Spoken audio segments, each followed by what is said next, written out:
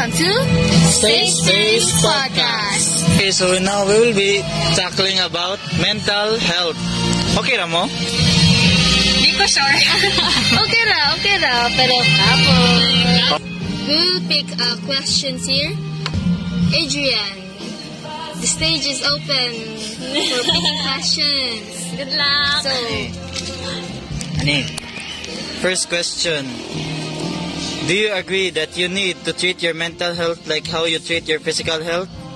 of course, kay diba, kung kuanta, as you can see, kung ako magod-maguol, di ko mukaon. So, dapat, kung unsa na to pag-amping ang atong kuan, ato ang physical health, dapat ampingan po atong mental health, equal ra ba? So, maura. I agree nga, dapat natong i-treat. And yes, tsakto mo po na ito. Pero naro ko gamay kadugang kay sa atong lawas manggod dapat duha manggod ang magkuan balance physical and mental. Kaysa under sa physical mo man atong magdala sa imong lawas kung unsa nimo paglihok, if okay pa ba, madala pa ba nang dili ka magkasakit na. So under put sa mental health is imong paghunahuna if for example pag mata nimo buntag kasaban ka mabad mood ka di guba na imong tibok adlaw lugos na kamong hisi nya stress pa ka sa mga galamon napayuban. So yes, balance 50-50 lang ang pag-treat. The same way as you treat your physical health, the same way po siya treat sa mental health nimo. Okay, next. What's this? Tara, the question is, have you ever feel left out because of what you saw online? And yes, samot na nang uban nga mag-my day silang mga ginama, silang mga project. Yes, and tanang mag-notes. Gilokay na lamang. Yes, tanang mag-notes sila nga anang kuan baso nun tag mapasaran ang mga natunan. So ako pod nga murag silbi di mo ko kan kay nang di mo ko hilig kay tuon good nang tapulanon ko ba.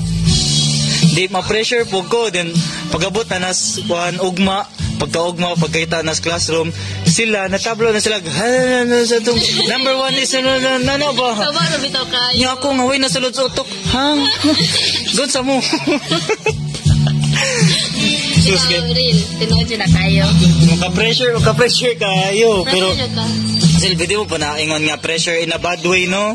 So dapat gamon na to nga motivation nga hala gatuon sila so dapat magtuon pagtuon mutuon po koy para dili lang ta ma-left out kay ang uban man pag ma-pressure nga hala nakatuon na sila na murag ilang mangi treat nila bad way no ilang himon nga murag makagoal nila or ma-depress na nuan sila tungod ana. So dapat if makakita man galing tag na atong mga kailang nga hala ga time lapse nagtuon mga dagan kay mga yellow pad na sa lamisa mga band paper so dapat kita pod kay college naman gud ta dapat inana pod ta na musuid na nila nga hala anang motivated kay sila motuon ba because of nang mga grade cautious na good kaayo ta kay college na good di magud na makuan real life hapit na ta another step into the real life world na magud ta nang pagkuan na to sa college. Yes, so next naman gud tay mga kailang nga kuan na kana bang upgrade na kay sa ilang life.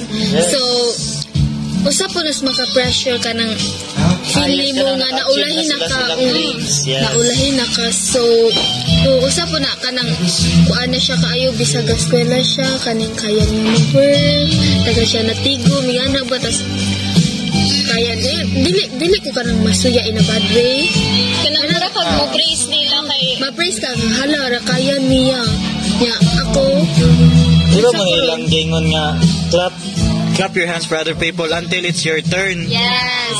So, dili na siya kanang left out in a bad way ha. Kana lang murag feeling mo nga kuan. Pero no, dili wala ka na left out kay it's not your time yet. Yes. Kuan.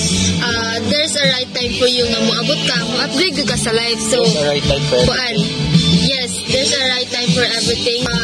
You need to avoid thinking kuan kaning ulahin na kayo ka. Dili pa jud imong time. You need napakay process nga agian para moabot ka ana nga time. Yes, of course. Kay kana makita na ako sa my day nila nga, wow, para sa same ni mo, Adrian, lazy kayo ko good. Kana makita na ako silang Eduardo, silang Emery nga, bata kaayo good, bata kaayo magtuon, girl. Nya mo chat silang Jane ako, silang ate, nakatuon na ka? Hala, ate, wala jud ko katuon na nagugo nila nga. Pero in that way, kana mamuta na silang, mura ko hala. Murag need good na ako magtuon kay, of course, what if ako rin mabagsak? Dapat tuan good. Sabay-sabay, aangat. Nana ba? Balay-balay. So, munang, I try my best nga makasabay ba? Yes.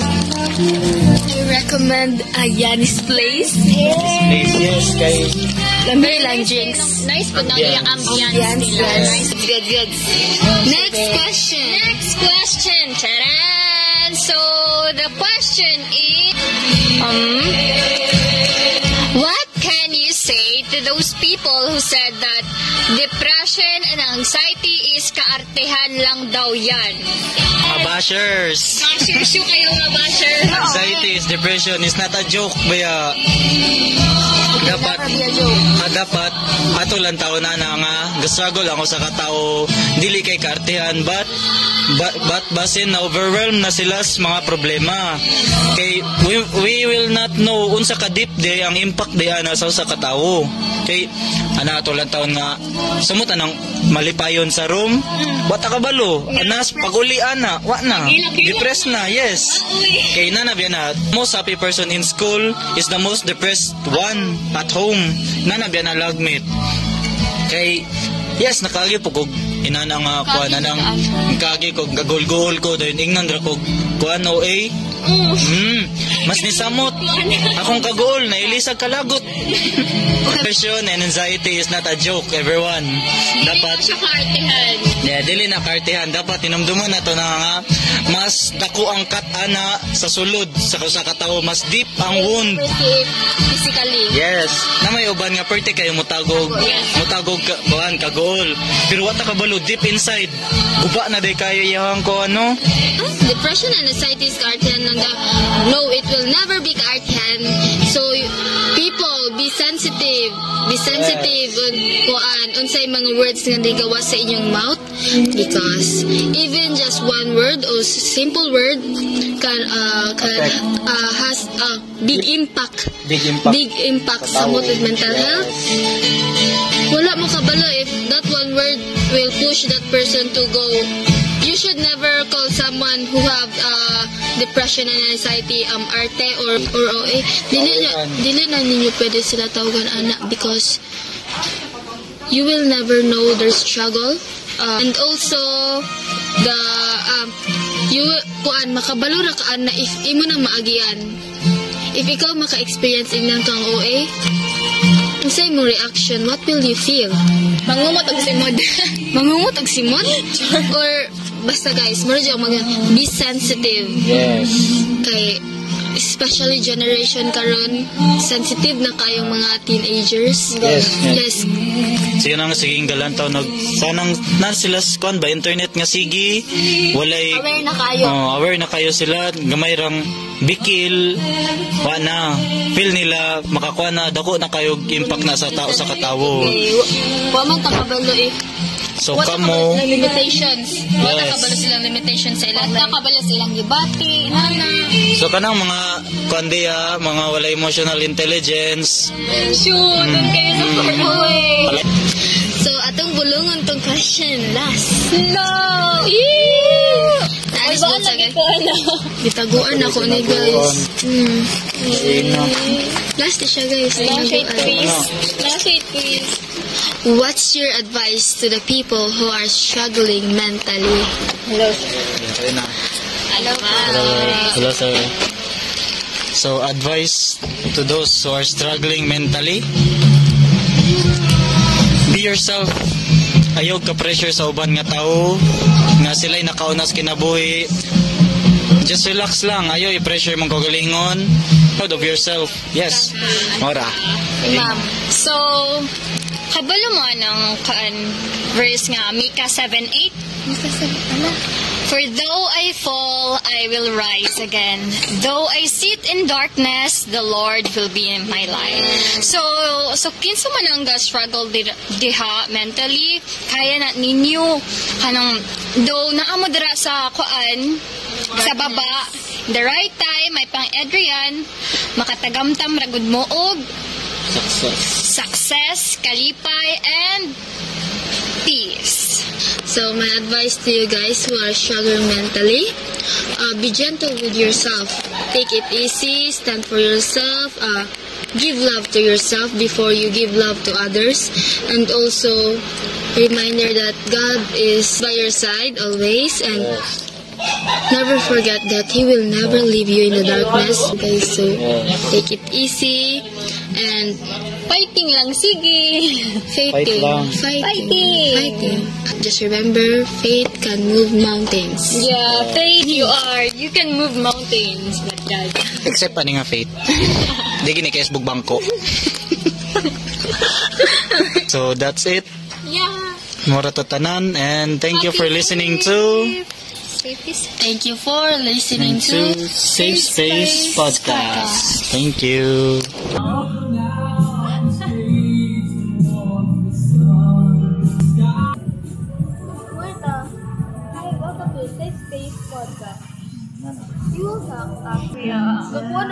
Okay na lang. Okay na. Your perspective in life, especially politics. Yes. Ito nga contractor gang. Hindi ko yung kasya gang since